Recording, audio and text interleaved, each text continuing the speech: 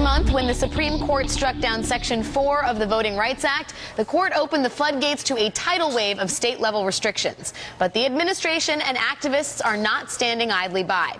Yesterday, President Obama met with civil rights leaders to pledge his commitment to strengthening what he termed a wounded Voting Rights Act. The meeting comes against a dramatic backdrop of state efforts aimed at complicating and endangering the fundamental right to vote. The first stop on the voter suppression express, emphasis on express, is Texas, where literally 2 hours after the court's ruling, Texas officials said they would begin enforcing a new voter ID requirement, even though a federal court had previously struck down the law because it, quote, imposes strict, unforgiving burdens on the poor and racial minorities in Texas.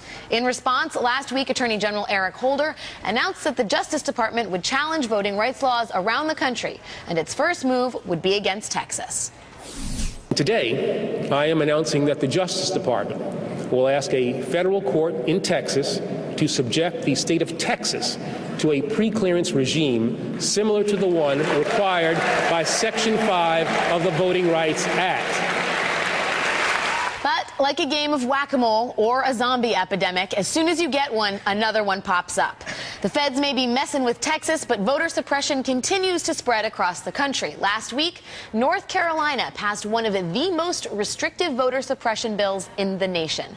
A bill that slashes in half the state's early voting period, that eliminates same-day voter registration, that requires voters to show a government-issued photo ID, that ends Sunday voting, that ends straight ticket voting, that prohibits counties from extending poll hours by 1 hour to respond to long voting lines, that outlaws paid voter registration drives, and that eliminates pre-registration for 16 and 17-year-olds.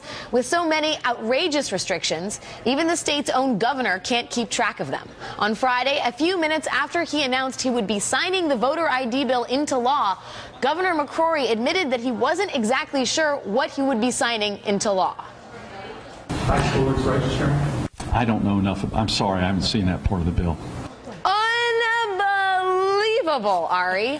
First of all, one of the worst pieces of legislation ever to come across any governor's desk. He doesn't even really disenfranchising, I think, 318,000 North Carolina voters and hasn't bothered to read the entire. I guess he wasn't reading my blogging for The Nation. No, I don't think or else he would have been up to speed on the fact that his state, and he's about to sign the country's worst voter suppression law. And you mentioned 318,000 registered voters don't have ID, but remember, 56% of North Carolinians voted early. 100,000 people used same-day registration. So we're talking about millions of voters who are potentially affected by these changes, which are absolutely unnecessary. There's no evidence of voter fraud to justify them. The Speaker of the House has said it's about making voters more comfortable with the election process. And the irony of this and all these voter suppression measures is that they create a lot less confidence in the electoral process. And then they create all this controversy over an issue that really should be settled by now, the right to vote. And what's happening in North Carolina, I think, is the best argument yet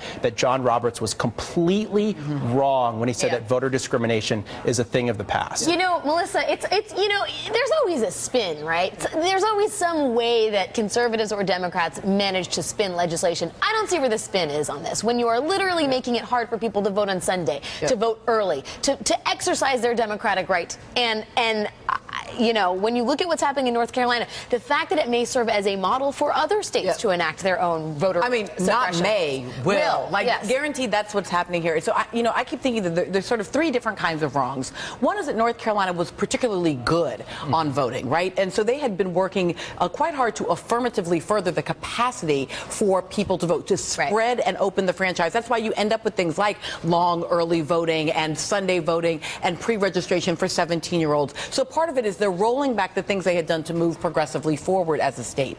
The second is that they're then also suppressing from whatever we might even think of as a base level. So even if you say a state doesn't have a responsibility to affirmatively make the franchise available, they do have a responsibility to at least not impede it. And we see a whole set of policies that will actually impede it. And then the third aspect is that there's really no clear reason why they would need to do so. That there isn't any evidence of voter fraud, or even if there were, that the kind of voter fraud that they make a claim towards is in no way addressed by these sets of policies. But the big problem is, because of taking the teeth out of Section 5 through taking away the Section 4 formula, we're now in a place where what the Attorney General and the Department of Justice would have to do is demonstrate intent. Yeah. And that intent is the problem.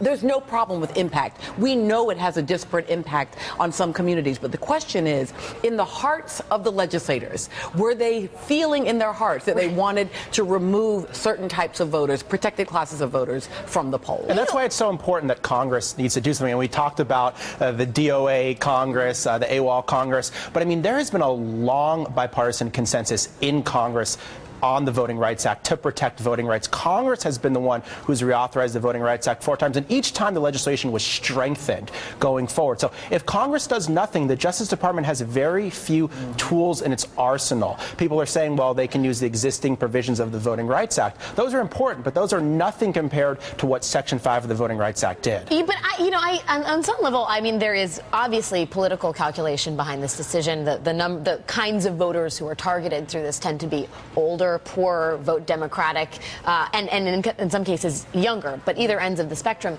That said, Sam, if you look at the polling in North Carolina, 59% of the North Carolinians oppose restricting the number of early voting days. Yeah.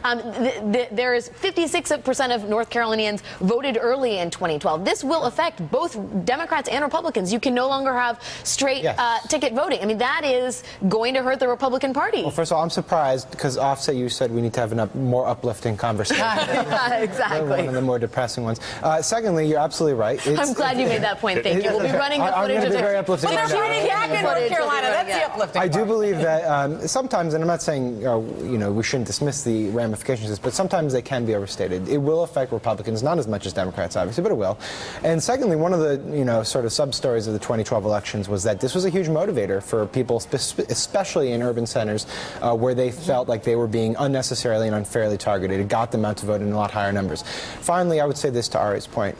My colleague Ryan, who happens to be just a little bit better at reporting on this than Ari. Oh, a little bit. Wow. Just a little bit. But you're great, but Ryan's a little bit better. At 1:01 p.m. He did a profile of Jim Sensenbrenner, who is the lead voice, an unexpected lead voice. This is a guy who's convinced that the new Black Panther Party totally stole the 2008 election. And this guy's going to be the lead voice, but he's a very committed voice on these types of issues, on restoring the Voting Rights Act. And I wouldn't just totally dismiss the idea that Congress will do nothing. I think there is a chance, a small one, but there is a chance that they could get something done here.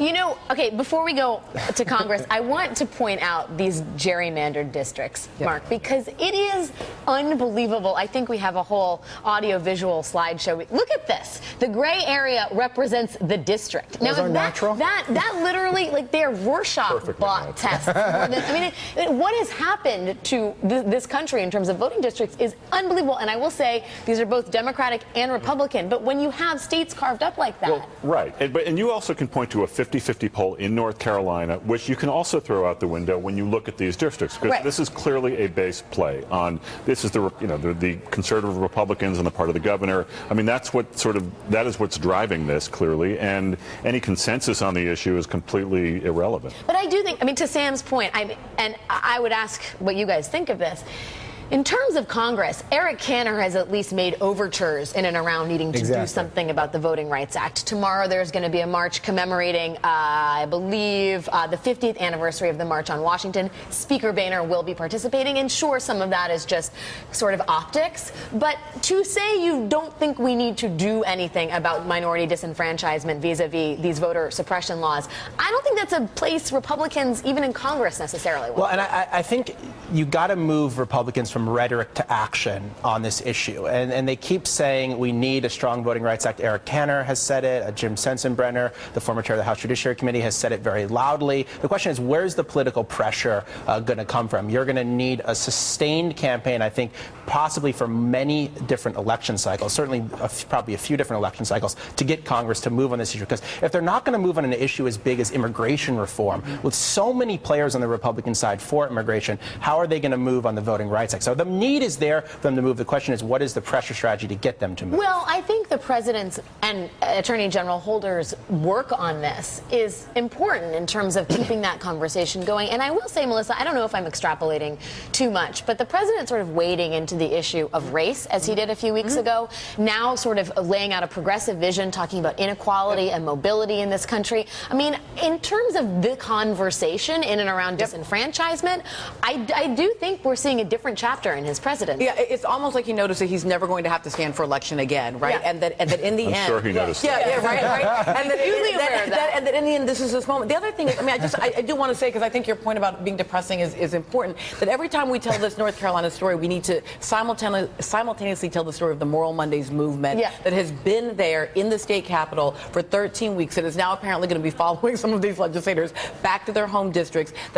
People are not just taking it. It's not just about a poll. It's about an actual movement on the ground. And so I think that, to the extent that there's any place where pressure will come, it will come from that, because it's not going, there is no ideological space for Republicans to move on this, because what it does require is diminishing a state's right? In other words, the state cannot simply do what it wants. It's going to have federal preclearance, and there is no ideological space for this part of the stand up for a diminishing of a state right unless it can be clearly articulated as a fundamental individual liberty. That's the only space around states' rights for them. I think you did a good job of ending this exciting. On a Can I just say for the record, Rylan Riley of Huffington Post, great reporter, breaks a lot more stories than Sam these days. Wow.